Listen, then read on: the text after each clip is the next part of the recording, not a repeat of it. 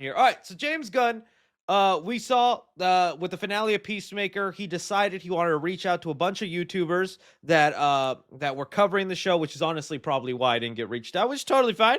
Totally fine. I made the effort to only just casually review them on live stream, and I even titled one of those recaps "No Black People in Peacemaker."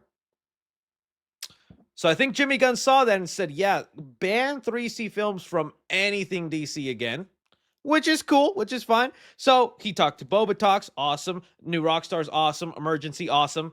Awesome is in the name. And so he's been letting out a bunch of little details about DC that I find fascinating. And so starting off with the things I haven't been able to discuss, specifically when he was talking to Emergency Awesome, he let him in a little bit about what's going on with the Batman, and it kind of surprised me here. It said here, he so when talking emergency, awesome emergency. I thought it was emergency awesome.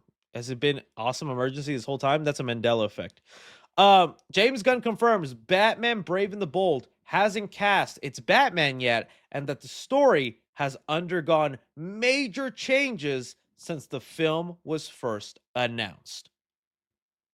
Okay.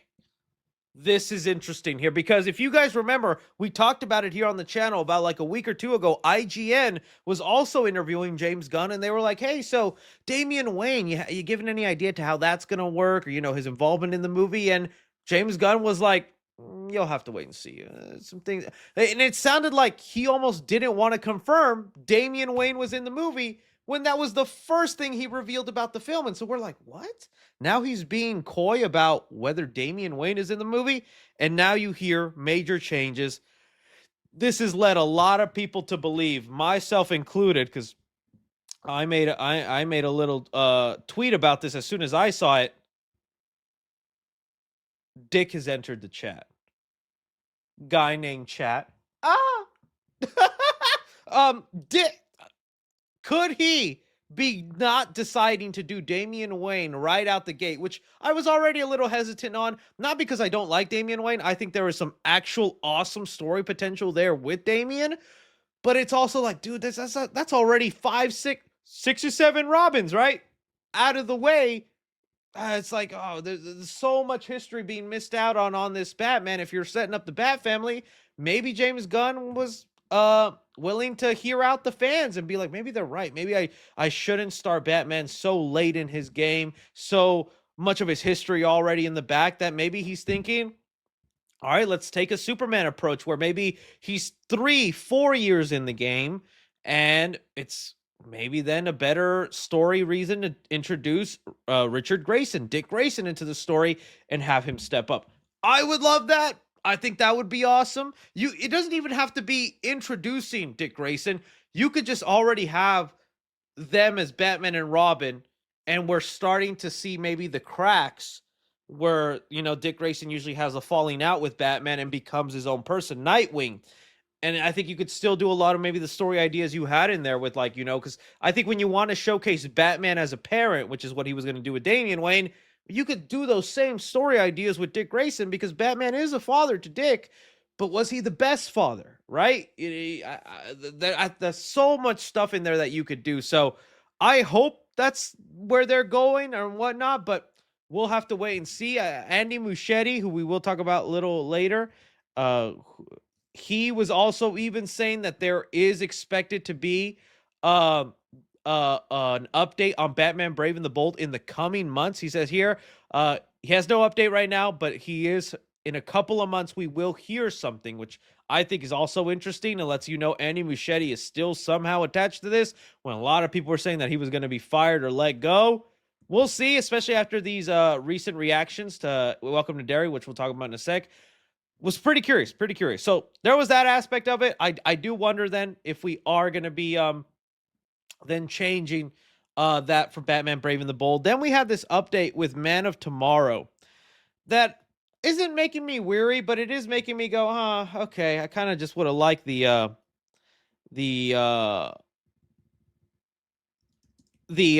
Superman sequel, James Gunn, but now it makes sense more why he's not calling this next movie Man of Tom, why he's not calling this next movie Superman 2 or anything like that. It looks here. So going through what we have here in these updates. Is it here that he had it? There's been so many DC updates, I lose them all. Let me open it here on the other side. One sec, because I did bookmark it on my usual page. There we go. Let's copy that and let's open it here. Okay, here we have James Gunn basically saying, yeah, it looks like Lex Luthor is the main character of Man of Tomorrow, with James Gunn telling Emergency Awesome, saying, James Gunn says Man of Tomorrow will feel very different from Superman. The title refers much more towards Lex Luthor, the way more of Man of Tomorrow being told from Lex Luthor's perspective than Superman. That's interesting, man. That's interesting. You know, it's like we finally got, I think, a really good Superman in a thriving cinematic universe, or at least the start of one. And David Cornsweet, I thought, was so good as Superman, and I really liked his version.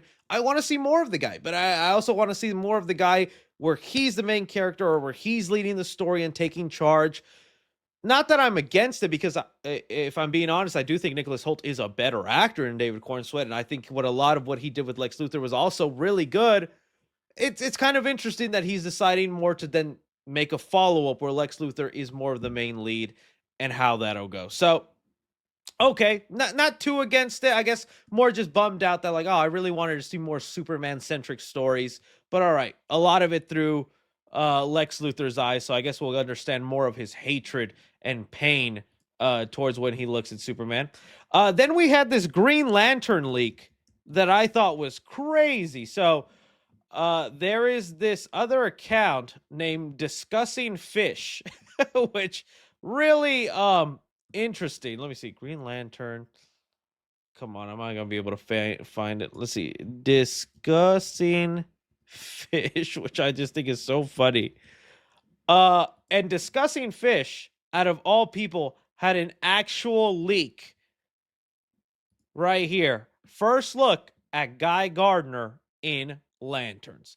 Now, if you guys don't know, Discussing Fish is usually one of those like parody accounts that be doing all sorts of like weird posts, and some people fall for it and whatnot. So you really got to pay attention to the handle whenever you see crazy news. But this is one of the first time the fake parody accounts actually had genuine scoop for us. So this, I think, is pretty cool. So we're looking at a standee of Guy Gardner, Nathan Fillion, where it's the thing that I'm still so surprised was not really touched upon in Superman. I thought it would be a much bigger plot point or something important in that movie. The idea of these superheroes who have sponsorships, who get paid to do the job, look at it as like almost a celebrity type gig.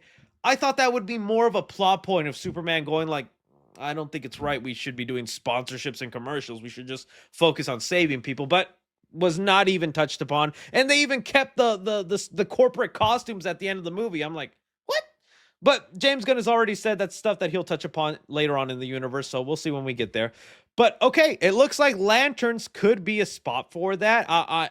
What I'm envisioning, honestly, from this is if we look at like the first look at Lanterns, it was it I don't want to say Hal Jordan and John Stewart, right, walking down a desert road like they had just been through a fight, and maybe they lost their rings aren't charged or something, right?